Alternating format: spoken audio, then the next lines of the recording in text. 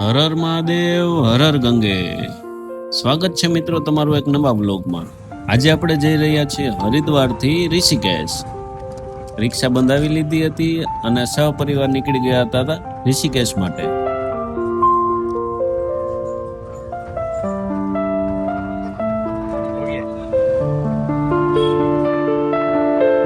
હરિદ્વારથી ઋષિકેશ જતા વચ્ચે આવ્યું હતું રાજાજી નેશનલ પાર્ક. જોવો મિત્રો, અદ્ભુત નજારો હતો ત્યાંનો. બહુ જ મસ્ત વ્યૂ આવી રહ્યા હતા.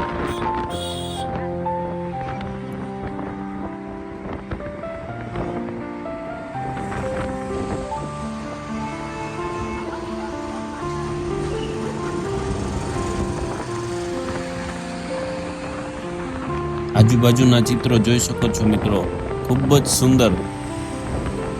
ઉપરથી ટ્રેન, નીચેથી ને રસ્તો, આવો અદ્ભુત નજારો હતો. ત્યાં અમને દેખાઈ ગયો બદ્રીનાથનો બોર્ડ. બદ્રીનાથ થતું હતું માત્ર 300 કિલોમીટર અહીંયાથી મિત્રો.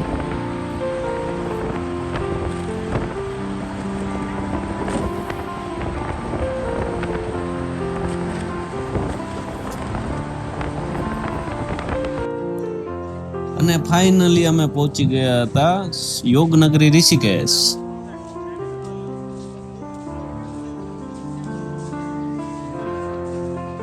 હિમાલયની આ પહાડીઓ ખૂબ જ સુંદર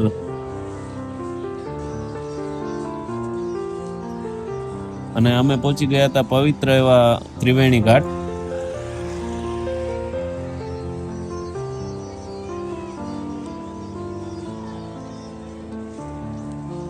ત્રિવેણી સંગમમાં 3 નદીઓનો સંગમ થાય છે એવી માન્યતા છે.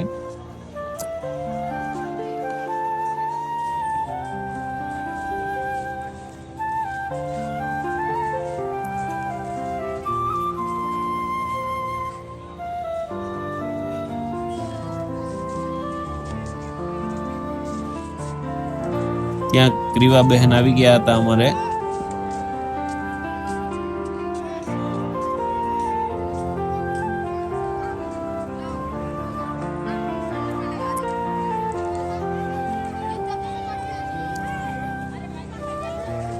ત્રિવેણી ઘાટ જે ખૂબ જ પ્રાચીન ઘાટ છે અને ઋષિકેશનો બહુ ખૂબ સુંદર ઘાટ, જ્યાં સાંજની અને સવારની આરતી પણ થાય છે.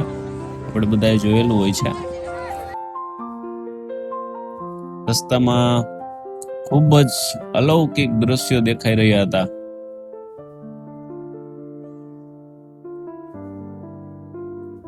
પર્વત પર નાના નાના ગામ પણ દેખાય છે. ખૂબ જ સુંદર આ દ્રશ્ય હતું. ખૂબ ગરમી થતી હતી મિત્રો. ત્યાં અમે કેન્ડી નો લાભ લીધો.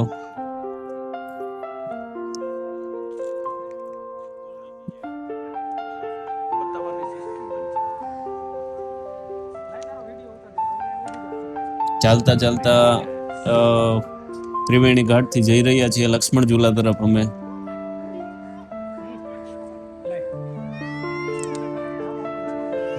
ખૂબ જ સુંદર દ્રશ્યો હતા મિત્રો.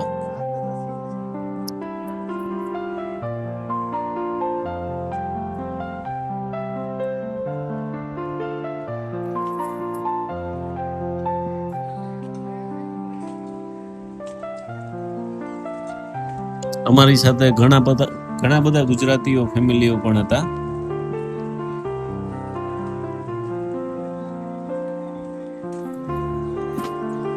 સામે જે દેખાઈ રહ્યો છે તે છે જાનકી સેતુ.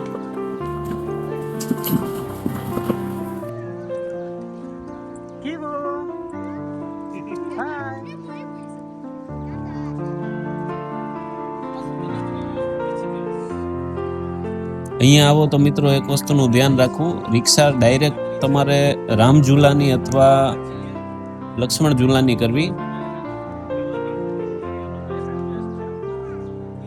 ત્રિવેણી ઘાટે રિક્ષાઓ વાળા ઉતારી દે છે.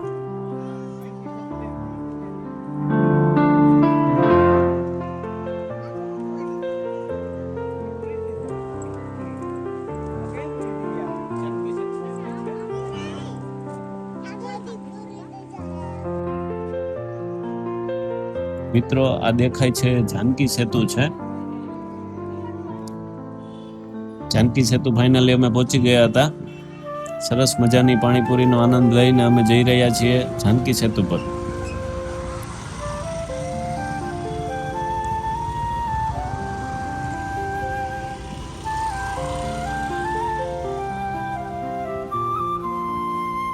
ત્યાં એક પોરબંદરનો પરિવાર પણ દેખાઈ રહ્યો હતો અમને.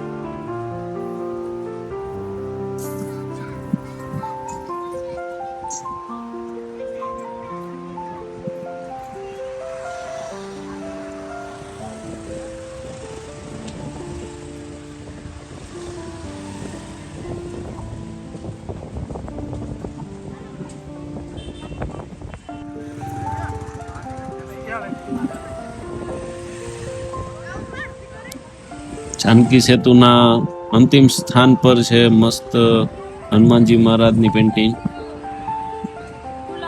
ખૂબ જ સુંદર નજારા છે મિત્રો.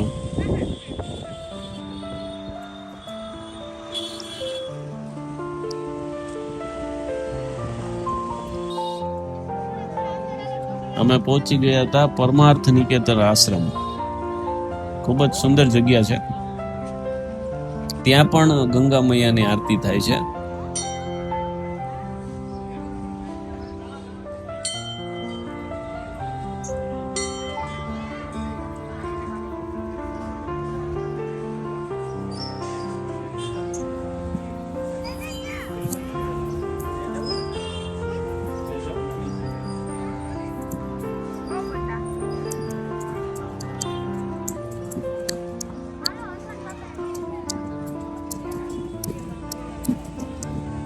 ખૂબ જ સુંદર હનુમાનજી મહારાજની મૂર્તિ.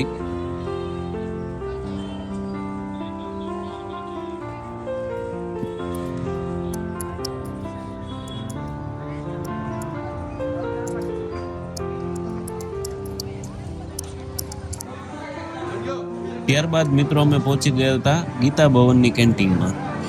ખૂબ જ જાણીતી કેન્ટીન છે આ.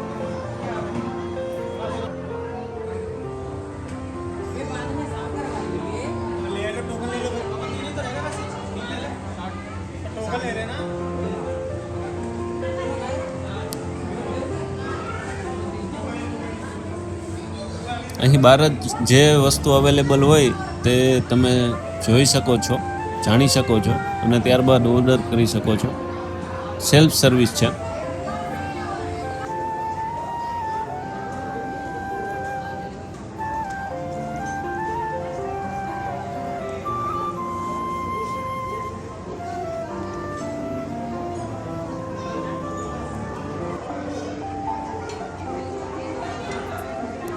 હવે મળશું એક નવા બ્લોગમાં. ત્યાં સુધી હર હર મહાદેવ, હર હર ગંગે.